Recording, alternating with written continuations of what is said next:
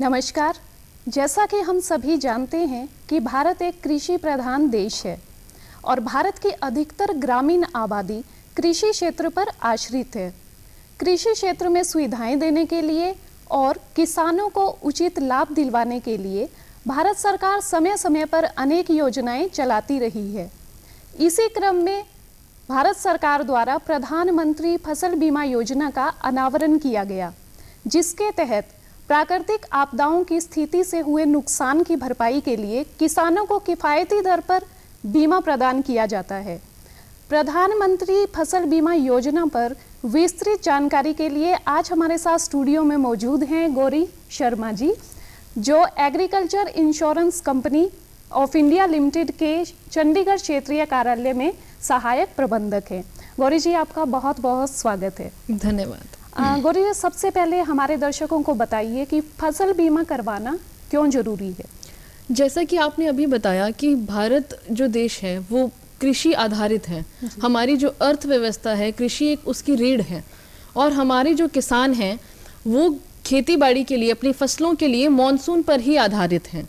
तो बहुत बार ऐसा होता है कि जैसे बारिश पर आधारित हैं, बारिश हुई, ज़्यादा हो गई या फिर नहीं हो पाई, सूखा पड़ गया, तो ऐसी स्थिति में जो प्राकृतिक आपदाओं से फसल को हानि हो जाती है उससे राहत दिलाने के लिए, वित्तीय राहत दिलाने के लिए फसल बीमा बहुत ही आवश्यक है। जी, तो ये आपने बताया कि फसल बीमा करवाना बहुत ज़रूरी है, लेकिन इसकी शुरुआत कब से की गई थी और अभी हाल फिलहाल में कौन सी स्कीम चलाई जा रही है?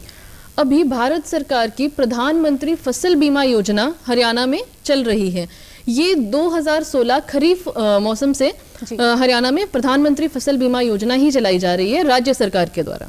जी, और कौन कौन सी फसलें हैं जो इस बीमा में कवर की जाती हैं? प्रधानमंत्री फसल बीमा योजना में खरीफ मौसम में जो फसलें हम कवर कर रहे हैं वो है मक्का, धान, कपास, बाजरा और मूंग की फसल है। और रबी मौसम में हम इसमें कवर कर रहे हैं गेहूं, जौ, सरसों, चना और सूरजमुखी की फसल। जी, खरीफ और रबी की फसलें तो आपने बताई, क्या इसमें बागवानी फसलें भी कवर की जाती हैं? अभी जो हरियाणा में क्रॉप इंश्योरेंस की स्कीम चल रही है वो प्रधानमंत्री फसल बीमा योजना है, जिसके अंतर्गत जो फसलें मैंने अभी बताई इनको हम अधिसूचित फसलें कहते हैं। अभी सिर्फ यही फसलें कवर की जा रही हैं, लेकिन समय समय पर संशोधन हो रहे हैं। आने वाले समय में हो सकता है कि बाकी फसलों को, बागवानी फसलों को भी इसमें कवर किया जाए। जी, मतलब अभी तक बागवानी फसलों को इसमें नहीं जोड़ा गया है।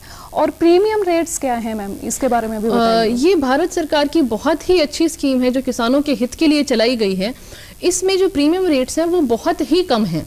जो खरीफ मौसम की फसलें मैंने अभी बताई उसके लिए किसान को सिर्फ 2% जो प्रीमियम राशि है वो देनी होती है और जो रबी मौसम की फसलें हैं उसके लिए 1.5%, और जो वाणिज्यिक फसलें हैं हमारी जैसे कपास हो गई, इसके लिए 5% किसान को देना होता है। और बाकी की जो प्रीमियम राशि है वो सब्सिडी के रूप में राज्य सरकार और भारत सरकार मिलके हमें इंश्योरेंस कंपनी को देती है। जी, और मैम ये इसमें जो ये योजना है प्रधानमंत्री फसल बीमा योजना, इसमें कौन कौन से किसान इसके पात्र बन सकते हैं? जी बिल्कुल, जो भी किसान हमारे अधिसूचित क्षेत्रों में, जैसे हरियाणा में ये क्रॉप इंश्योरेंस स्कीम चल रही है, तो हरियाणा में किसी भी गांव में जो मैंने अभी फसलें आपको बताई खरीफ और रबी मौसम के लिए, जो भी किसान इन फसलों को लगा रहा है अपने खेत में, वो सभी के सभी इस योजना का लाभ उठा सकते हैं। इसमें हम क्या है, अपने किसानों को 2 तरह से विभाजित करते हैं।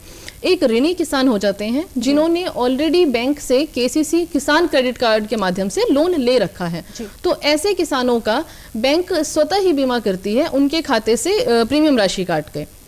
और जो दूसरे किसान हैं जिनको हम अऋणी किसान कहते हैं, जिन्होंने किसान क्रेडिट कार्ड नहीं बनवा रखा, जिन्होंने लोन नहीं ले रखा है, अगर वो इस योजना में शामिल होना चाहते हैं तो वो एक अऋणी किसान की तरह इस योजना में शामिल हो सकते हैं।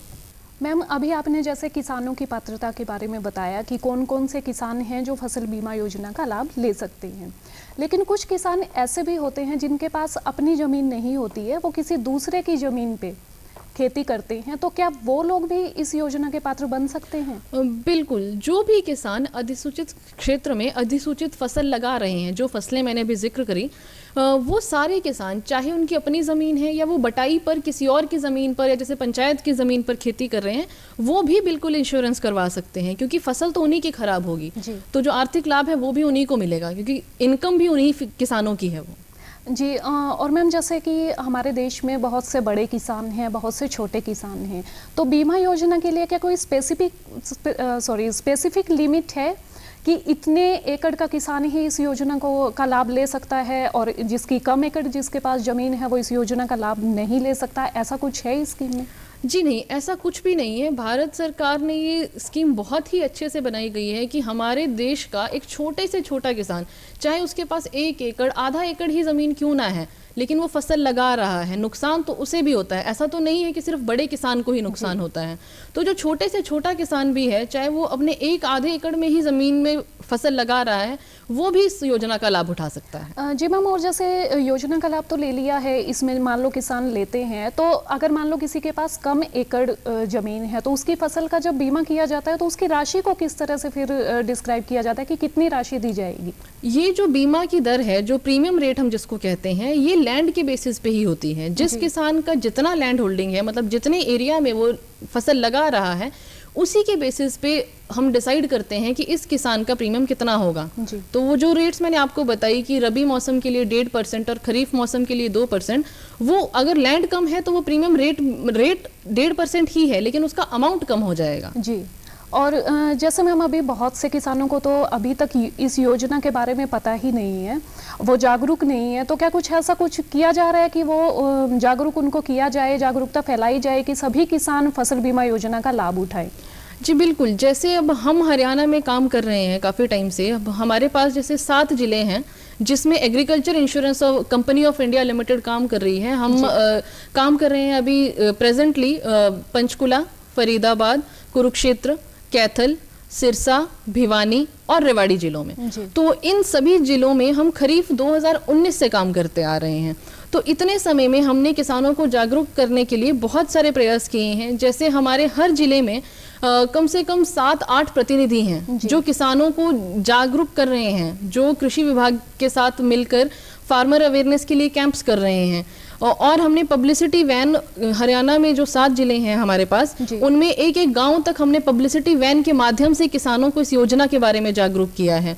और हम जो नज़दीकी बैंक शाखाएं हैं या लोक मित्र केंद्र हैं, इन पे भी हम अपने बैनर, पोस्टर्स ये सब लगा रहे हैं ताकि ज़्यादा से ज़्यादा किसान इस योजना से जुड़े और इसका लाभ उठा पाएँ। जी, अभी आपने जिक्र किया agriculture insurance company of India limited के बारे में, तो वो उसके थोड़े फंक्शन के बारे में बताइए कि फसल बीमा को लेकर वो किस तरह से काम कर रहे हैं? देखिए, agriculture insurance company of India Bharat सरकार के अधीन एक एग्रीकल्चर इंश्योरेंस की कंपनी है जो 20 दिसंबर 2002 में स्थापित की गई थी। अभी 20 दिसंबर को अभी 2 दिन पहले ही हमने अपना 20वां फाउंडेशन डे मनाया है और हम किसानों के लिए ही इंश्योरेंस कर रहे हैं सारा। तो अभी प्रधानमंत्री फसल बीमा योजना जब से चली आ रही है खरीफ 16 से, तब से हम इस योजना पे काम कर रहे हैं। जी, तो मतलब ये तो बहुत अच्छा काम किया जा रहा है। लेकिन मैम इसमें अगर किसान भाइयों को अगर ये पता हो कि कौन कौन सी वो आपदाएं हैं, प्राकृतिक आपदाएं जिससे फसलों का बीमा करवाया जा सकता है, जिनसे बचने के लिए, तो आप इसके बारे में बताइए ताकि हमारे दर्शकों को, किसान भाई बहनों को थोड़ी सी इस बारे में जानकारी मिल पाए कि कौन सी ऐसी प्राकृतिक आपदाएं हैं या जोखिम हैं जिनको लेके फसल बीमा करवाया जा सकता है। जी, जैसे हमारे पास क्या है, फसल बीमा योजना में 2 तरीके के क्लेम बनते हैं, 2 तरह के दावा हैं। जैसे पहले हम बात करते हैं क्षेत्र दृष्टिकोण आधारित, कि पूरे ही क्षेत्र में बड़े पैमाने पर जैसे बाढ़ आ जाती है या फिर हमारे पास ओलावृष्टि बहुत बड़े स्केल पर हो गई, जी पूरे गांव की फसल खराब है, या बड़े पैमाने पर हमारे पास कीट या फिर फसल मतलब बीमारी लगने से खराब हो जाती है। तो ऐसी स्थिति में जब क्रॉप हमने सोइंग करी, वहाँ से लेकर हार्वेस्टिंग तक, जब तक हम फसल को काट नहीं लेते, वो सारा कवर रहता है इन सारी आपदाओं से। बाढ़ आना, आसमानी बिजली गिरने से लगी प्राकृतिक आग हो गई, बादल फट गया, ये सारा कवर रहता है एक पूरे यूनिट के लिए, पूरे गांव के लिए। जहाँ बड़े पैमाने पर फसल खराब हो रही है। दूसरा हमारे पास आता है व्यक्तिगत क्षेत्र आधार पर, कि जैसे मान लीजिए कि एक ओलावृष्टि हुई लेकिन एक या दो किसानों के खेत में हुई जी, पूरे गांव की फसल बहुत अच्छी है जी। तो उस स्थिति में भी कवर किया जाता है। जो हम व्यक्तिगत आधार पर कवर करते हैं उसमें हमारे पास जल भराव आता है, ओलावृष्टि आती है, बादल फटना आता है, और किसी के खेत में मान लीजिए आसमानी बिजली गिरने से प्राकृतिक आग लग जाती है तो वो भी कवर की जाती है। और एक और कवर हम इसमें प्रोवाइड कर रहे हैं, जैसे मान लीजिए किसी किसान ने अपनी फसल काटने के बाद अपने खेत में रखी है बंडल वाली पोजीशन में, या फिर थोड़ी फैला के सुखाने के लिए रखी है, क्योंकि कुछ फसलें ऐसी होती हैं जिसे हमें मतलब आगे यूज करने से पहले खेत में रखना पड़ता है सुखाने के लिए, फर्दर यूज से पहले। तो ऐसी जो फसलें हैं उन फसलों के लिए अगर हम जैसे 14 दिन तक ये कवर होता है कि फसल किसी किसान ने काट दी, 14 दिन तक उसने अपने खेत में रखी हुई थी, उन 14 दिनों के अंदर अंदर मान लीजिए बारिश हो जाती है या उसकी फसल में बिजली गिरने से आग लग जाती है, तो वो भी इसमें कवर किया जाता है। उस स्थिति में भी किसान को दावा मिलता है। जी मैम, ये तो प्राकृतिक आपदा हुई, जैसे और भी कई तरीके से फसलों का नुकसान हो सकता है। जैसे कई बार गर्मियों के मौसम में जब गेहूं की फसल आती है तो शॉर्ट सर्किट से कई बार आग लग जाती है या किसी और कारण से आग लग जाती है, तो क्या उसमें भी बीमा क्लेम दिया जाता है? जी नहीं, अभी जो राज्य सरकार की तरफ से योजना चलाई जा रही है तो उसमें सिर्फ हमारे पास जो आसमानी बिजली गिरने से प्राकृतिक आग लगती है उसी वाली आग के केस में दावा मिलता है। जो शॉर्ट सर्किट वाली आग है या कोई और तरह की आग है उसमें नहीं मिलता है। जी मैम, और इसके अलावा जैसे कि जंगली जानवर होते हैं जो फसलों को खराब कर देते हैं, कई जगह पे अभी आवारा पशु देखे गए हैं जो खेत में घुस जाते हैं। और अगर हम बात करें दक्षिणी हरियाणा की तो वहाँ पे तो नील गाय का प्रकोप ज़्यादा है, जैसे कि सिरसा है, रेवाड़ी, भिवानी, ये एरियाज़ में। तो अगर वो फसलों को खराब करते हैं तो क्या उस टाइम पे भी बीमा कवर मिलता है या नहीं मिलता है? जी, अभी तक जो भारत सरकार ने योजना बनाई है उसमें इसका प्रावधान जरूर है, लेकिन जो राज्य सरकार की तरफ से जो अधिसूचित की गई है उस फसल बीमा में अभी तक जंगली जानवरों वाला कवर नहीं है। लेकिन जैसे मैंने अभी आपको बताया कि संशोधन हो रहे हैं, आने वाले समय में हो सकता है कि वो भी कवर किया जाए। जी, आने वाले समय में आपको कितनी संभावना लगती है कि इन सभी आपदाओं को भी, जैसे जंगली जानवर हो गए या शॉर्ट सर्किट है, क्या आगे इस क्षेत्र में कुछ हो सकता है? जी बिल्कुल हो सकता है, क्योंकि जो राज्य सरकार है वो भी किसानों के लिए काम कर रही है। वो भी देख रहे हैं कि हाँ जी किसानों को इस योजना का लाभ मिल रहा है, तो कहाँ कहाँ पे छूट है, कहाँ कहाँ पे हम और इम्प्रूव कर सकते हैं स्कीम को। तो बिल्कुल पॉसिबिलिटी है ये आने की। जी मैम, और ये तो आपने बहुत अच्छी जानकारी दी है, लेकिन कई बार क्या होता है ना कि फसल बीमा करवाना कैसे है, किसान भाइयों बहनों को इस बारे में ही कुछ पता नहीं होता। उन्हें ये नहीं पता होता कि कौन कौन से डॉक्यूमेंट्स इसके लिए चाहिए होते हैं, तो कौन से डॉक्यूमेंट्स हैं उसके बारे में थोड़ा सा बता दीजिए। जी, जिस भी किसान को फसल बीमा करवाना है, एक तो उसके पास एक सक्रिय मोबाइल नंबर होना चाहिए, जो आज की डेट में मेरे हिसाब से सबके पास है जी। और उसके पास आधार कार्ड होना चाहिए। आधार कार्ड होना अनिवार्य है इस इंश्योरेंस स्कीम में एनरोल करने के लिए। साथ में उसके बैंक पासबुक की कॉपी होनी चाहिए जिससे वो बीमा करवाएगा, ताकि क्योंकि जो क्लेम है वो भी सीधे फार्मर के अकाउंट में आता है, तो वो खाता होना बहुत ज़रूरी है। और साथ में जमाबंदी किसान की, कि ये मेरी ज़मीन है, जिस किसान की खुद की ज़मीन है उसकी जमाबंदी, जिस पे उसका नाम हो, उसके खेतों की पहचान हो कि हाँ जी ये वाला खेत इस किसान का है। और हमने जैसे अभी बात की थी कि जो किसान बटाई पे खेती कर रहे हैं वो भी इंश्योरेंस करवा सकते हैं, तो ऐसे किसानों को हम टेनेंट फार्मर्स कहते हैं। तो इन फार्मर्स के केस में जो कानूनी रूप से वैध पट्टा इकरारनामा होता है वो साथ में लगेगा, जो एग्रीमेंट की कॉपी होती है, ताकि हम आइडेंटिफाई कर पाएं कि हाँ जी ये ज़मीन ओरिजिनली किसकी थी और खेती कौन कर रहा है इस पे। जी, तो ये सारे कागज जरूरी है फसल बीमा करवाने के लिए। जी, ये तो कागजात की बात हो गई, लेकिन अगर ये बीमा करवाना है तो कहाँ पर जाके करवाएं? ऑनलाइन हो सकता है या ऑफलाइन जाके ही करवाना पड़ेगा? जी, अभी जो फसल बीमा है वो पूरा का पूरा ऑनलाइन है। एक भारत सरकार का पोर्टल है pmfby.gov.in, जिसके माध्यम से बीमा होता है। तो जो ऋणी किसान हमने बताया जिन्होंने केसीसी बनवा रखा है, लोन ले रखा है, उनका बीमा बैंक करता है, उनको हम ऋणी किसान कह रहे हैं, और बैंक उन फार्मर्स का बीमा कर रहा है। जो अऋणी किसान है या फिर कोई ऐसा किसान है जो ऋणी है लेकिन उसने कभी स्कीम से ऑप्ट आउट कर लिया था कि मुझे बीमा नहीं करवाना है, तो वो भी अगर दोबारा एनरोल होना चाहे, या जो अऋणी किसान है वो बीमा करवाना चाहे, तो वो अपनी नज़दीकी बैंक शाखा पे जाके बीमा करवा सकते हैं, जो भी जहाँ पे उनका सेविंग्स बैंक अकाउंट है, या फिर हमारे आसपास लोक मित्र केंद्र होते हैं वो लोक मित्र केंद्र पर जाके बीमा करवा सकते हैं, या फिर जैसे आजकल मोबाइल फ़ोन सबके पास है, जो मैंने अपने कागज़ बताए अभी वो कागज़ अपने फ़ोन से ही चाहे वो स्कैन कर लें।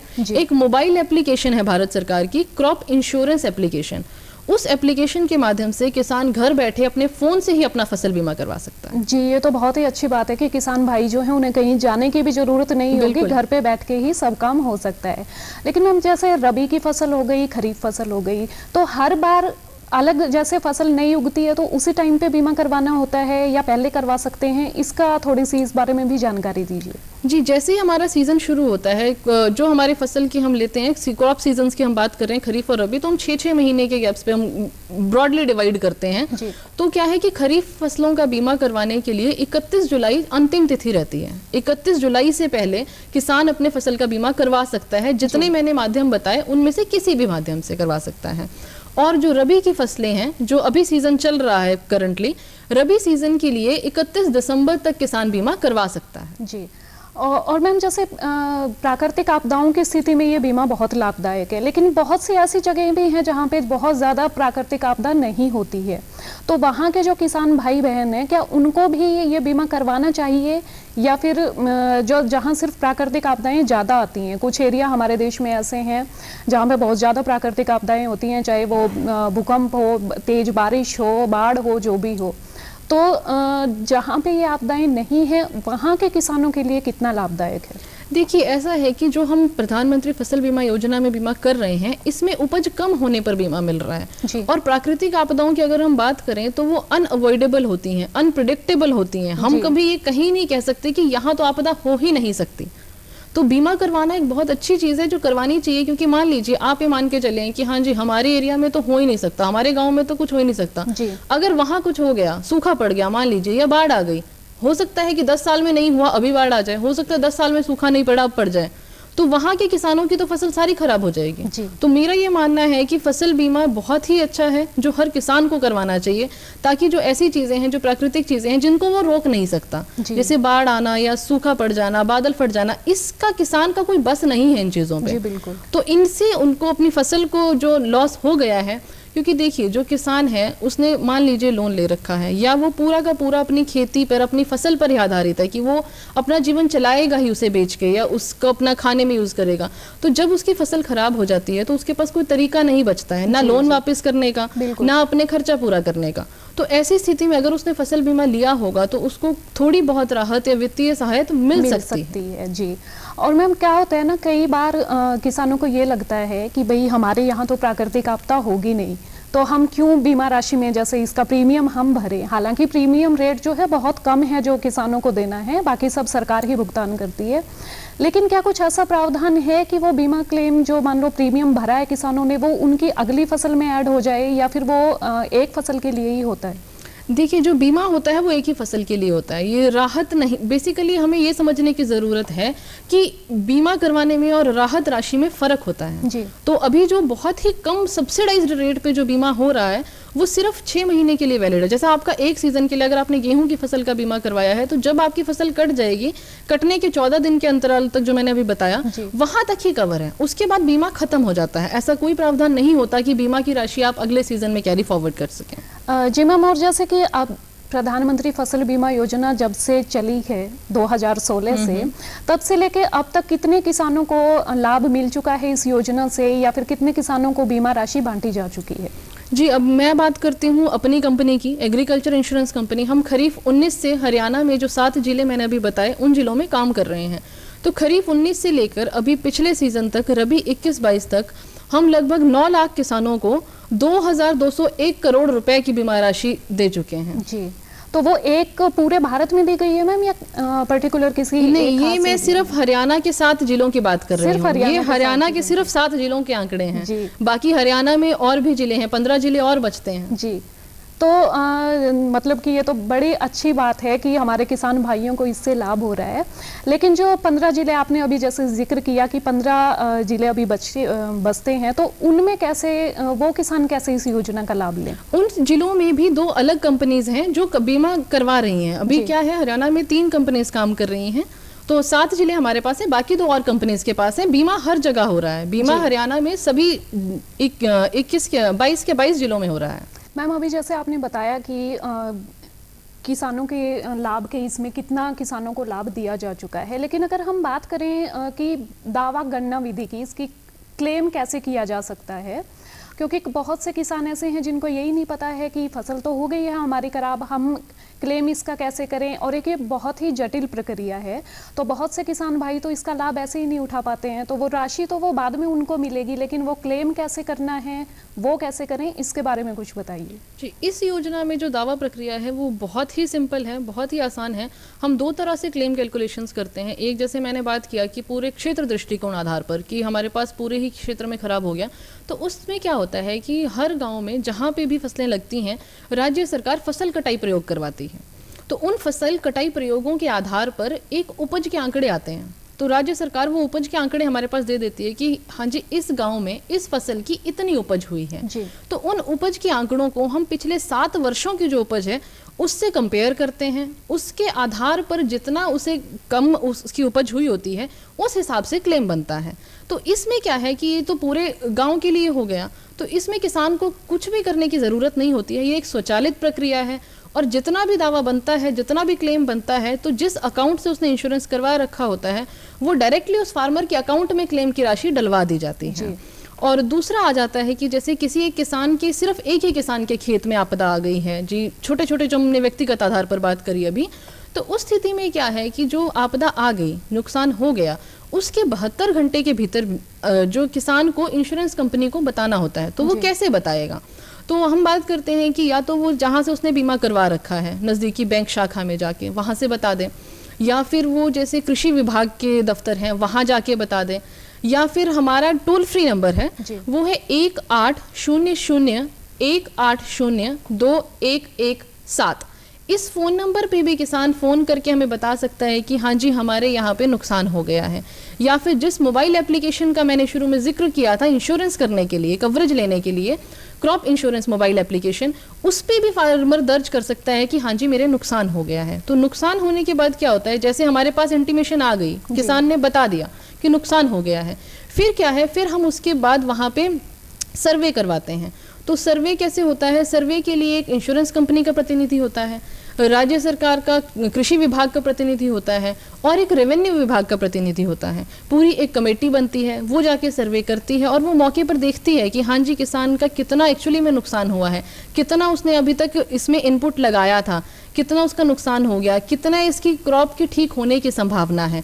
उसके बेसिस पे क्लेम अमाउंट होता है, क्लेम कैलकुलेशन होती है पूरी, और फिर वो क्लेम की राशि भी सीधे फार्मर के अकाउंट में डाल दी जाती है। जी, बहुत ही अच्छा, मतलब ये काम जो है किया जा रहा है। तो दोस्तों, आज हमारे साथ गौरी शर्मा जी ने प्रधानमंत्री फसल बीमा योजना को लेकर बहुत सी जानकारी साझा की है। हम उम्मीद करते हैं कि आपको ये जानकारी पसंद आई होगी और आप इससे उचित लाभ उठा सकेंगे। साथ ही हमारे सभी किसान भाई बहनों से अनुरोध है कि वो अपनी फसल का बीमा जल्द से जल्द करवाएं, क्योंकि इस सीज़न की लास्ट डेट 31 दिसंबर है। तो वो जल्दी से जल्दी ऑनलाइन या अपने नज़दीकी सेंटर पर जाकर अपनी फसलों का बीमा करवा लीजिए। और इसी के साथ अब हमें दीजिए इजाज़त। और गौरी जी, आपका हमारे साथ बातचीत करने के लिए बहुत बहुत धन्यवाद।